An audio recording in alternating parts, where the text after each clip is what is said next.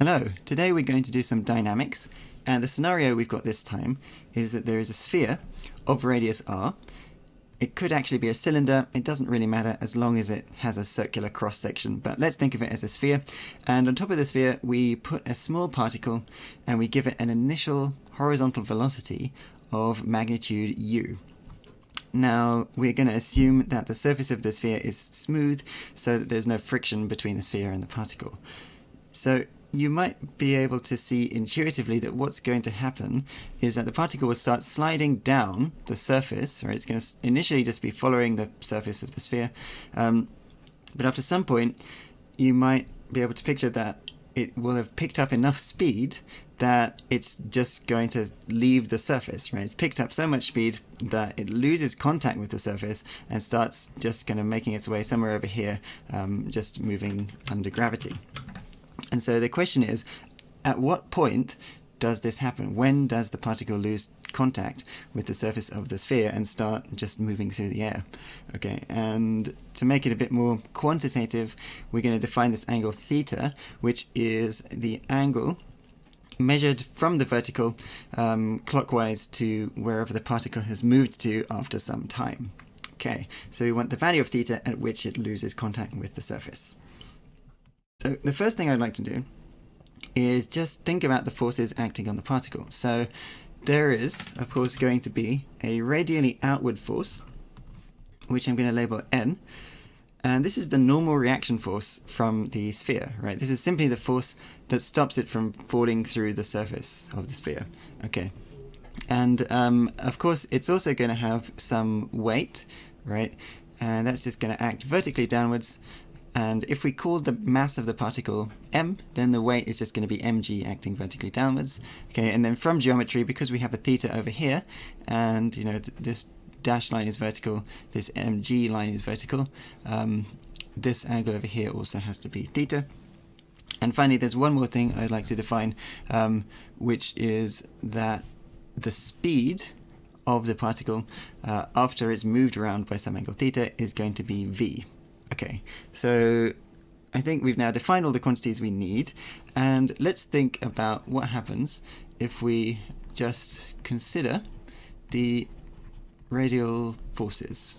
Okay, so consider the radial forces, and well, let's think about what the net force acting inwards is. We get a component of the weight, which is mg cos theta, right, because we want the component along the radial line. Okay, so we resolve that weight and get mg cos theta, and then there's this force N acting outwards. Okay, because it's acting in the opposite direction, we need a minus sign, so the net inwards force is mg cos theta minus N.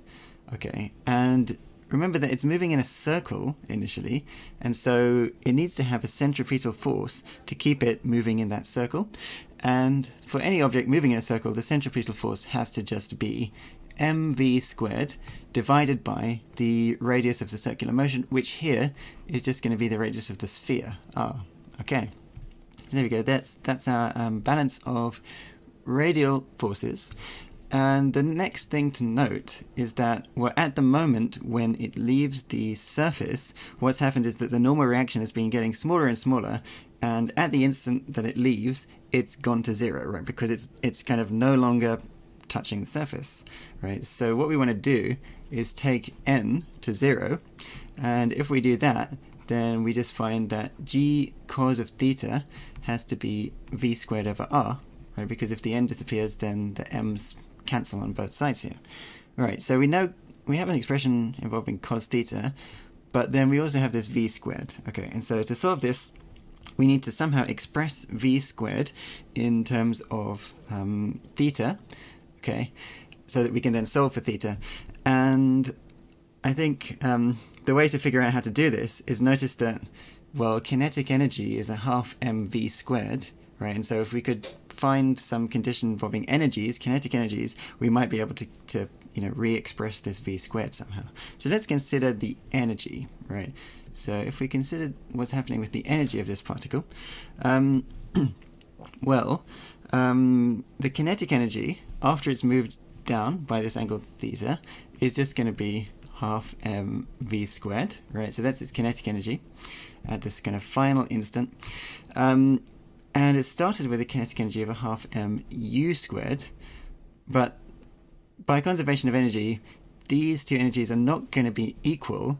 In fact, half mv squared is going to be bigger than a half mu squared because it's lost some gravitational potential energy when it's falling down, right? And so we have to add on some contribution here, which is the amount of gravitational potential energy that it's lost, because that has then gone into the kinetic energy, okay? And so gravitational potential energy, change in gravitational potential energy, is just mg times the height that it's moved through. So let's quickly figure out the height that it's moved through, right? So it's gone from basically this position, okay, it's gone from this position up here to this position down there, right? So the height it's fallen by is, we can maybe just call that h. So this is mgh. So how can we express h in terms of the parameters of the problem? Well, we know that the radius is just r, right? Okay, so the radius is r, but we also know that, we can figure out this distance here because what we have is a right-angled triangle, okay? And this side is r because that's the radius, and so this side here has to be, just from basic trigonometry, this has to be r times cos theta. Okay, so what that means is to get h, we take our full radius r, we subtract off r cos theta, and then we're left with h. In other words, we can write h as r times 1 minus cos of theta. Okay, so there we go. Half mv squared is all of this stuff, right? And so if we just simplify this a tiny bit, just to get an expression for v squared on its own, so multiply up by 2 over m, we would find that v squared is u squared plus 2gr times 1 minus cos theta.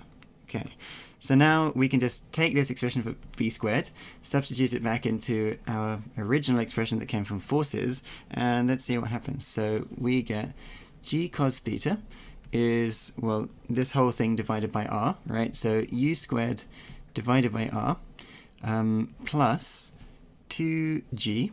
Okay, I'm going to expand out these brackets as well. So 2g, okay, we've divided this r out when we substitute it up there. So 2g, and then minus 2g cos theta. All right, so let's put all of the cos thetas on the same side, all right, and we can also divide through by g. Okay, so if we take this 2g cos theta to the left, it's going to be 3g cos theta, but then let's divide everything by g. So we're going to have 3 cos theta on the left hand side. Then we're going to have u squared over gr because we've divided by g. Okay, so u squared over gr, and then we still got this 2g around, but we divided by g, so that just becomes a 2. In other words, what we can deduce is that theta is the inverse cosine of, if we divide everything by 3 and then put everything over a common denominator, we are going to end up with u squared plus 2gr divided by 3gr. Okay, so there you go. That's our final expression for theta. So, just a couple of points I would like to make about this. There's a couple of interesting cases. So firstly, notice that so if u is 0, right? So if we give it no initial velocity and just give it like a tiny little push just to start its motion, right? So if it starts from rest, this u squared is going to disappear, and then the grs are going to cancel, right? And so theta ends up being the inverse cos of just 2/3, which I find quite interesting, right? If you don't give it any significant initial speed, then regardless of how strong the gravity is and how big the radius is, then it always leaves at that same specific angle, and it turns out that this is around 48 degrees. Okay, so there's one result. Another thing to think about is what happens if u squared is equal to gr. So if u squared is gr, then u squared plus 2gr is 3gr, okay?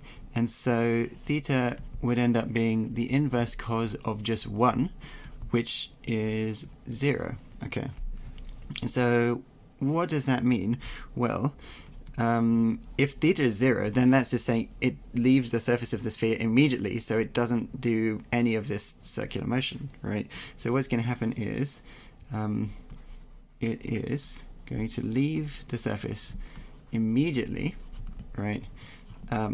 If this speed u is if it's equal to this root gr, or if it's any bigger, right? If we make it any bigger, of course, it's still just going to fly off horizontally, right? So if u is greater than or equal to square root of gr, then it's not going to start rotating around, it's just going to fly off horizontally. Okay, so a couple of interesting things to notice about this general result.